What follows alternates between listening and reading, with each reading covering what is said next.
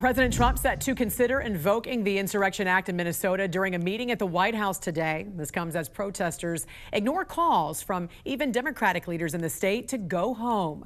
And thanks for joining us. I'm Jan Jeffcoat. It's Friday, January 16th, and this morning the violent protests in Minneapolis show no signs of stopping, and Trump is set to weigh his options to get them under control. Overnight, federal immigration officers were forced to protect the ICE facility near Minneapolis, where hundreds of protesters demonstrated. We want to get right to Angela Brown at the live desk with the very latest for us right now. And Angela, every morning we're getting new videos showing all this violence and chaos. What have you learned? Well, all eyes right now, Jan, really are focused on what's going to happen with the president when he meets with Tom Homan. That could be set everything in a new direction. Tom Homan and other aides meeting today to discuss invoking the Insurrection Act in Minneapolis. Now, last summer, the president threatened to do the same thing, to invoke it in L.A. during the anti-ICE protests, but stopped short of doing it.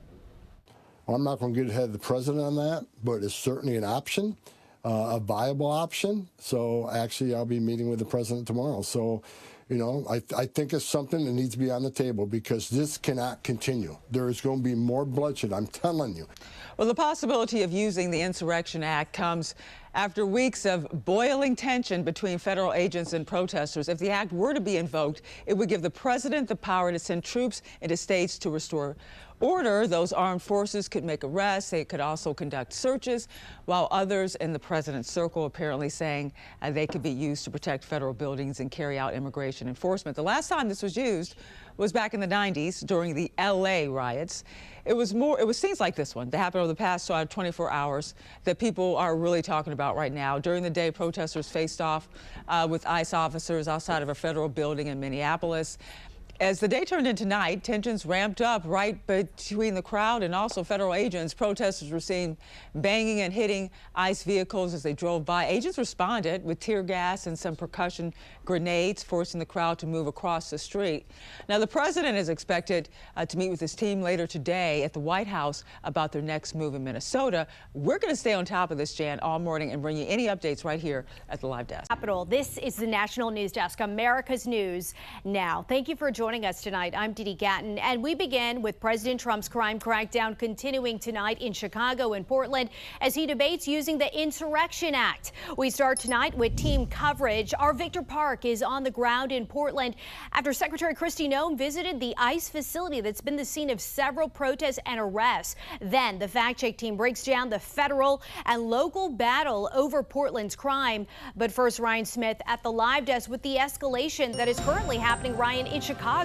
Yeah, Didi, here a first look at the first wave of National Guard troops. You see them here coming to the state of Illinois from Texas, unloading rifles and gas masks, specifically here in Elwood, Illinois. That's about an hour south of the city of Chicago. President Trump once again today threatening to invoke the Insurrection Act to expand military force across American cities, something this country has not seen since the civil rights movement. Here's the president.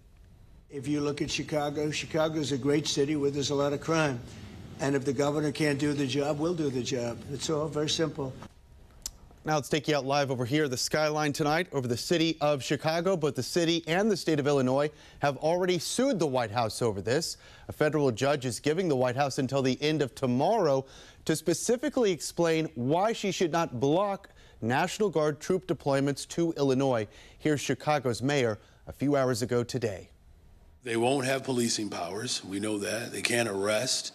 So whatever their order is, I believe this is what the judge is asking for. What will be the specific? Make the case first, and then what would be the specific assignments?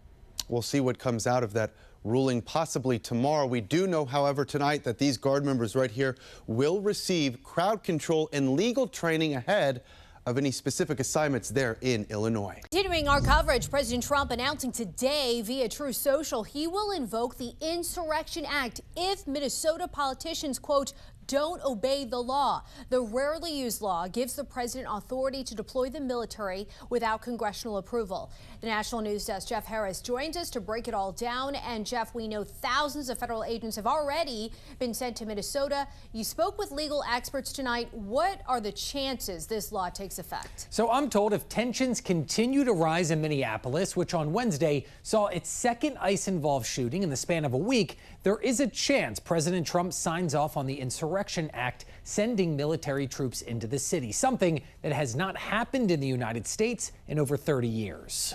On Thursday, President Trump taking to Truth Social, delivering a blunt message to Minnesota. Obey the law and stop attacking federal agents, or he will invoke the Insurrection Act. He certainly has the constitutional authority to utilize that.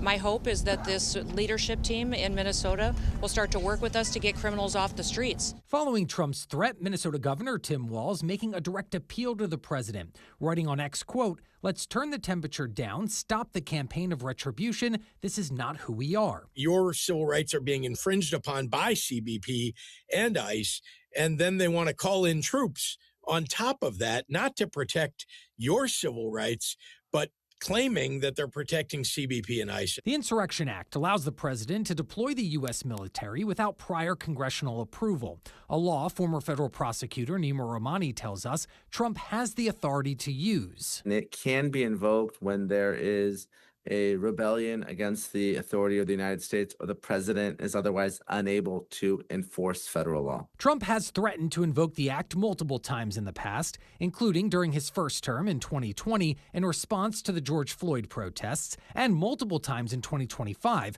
most recently in Chicago and Portland. Those protests also centered around ICE enforcement. If ICE and other federal agents are being attacked, this is something the president may actually do despite threatening it earlier. Now, the threat comes following two ICE-involved shootings in Minneapolis. The first, January 7th, when an ICE agent shot and killed 37-year-old Renee Good. No!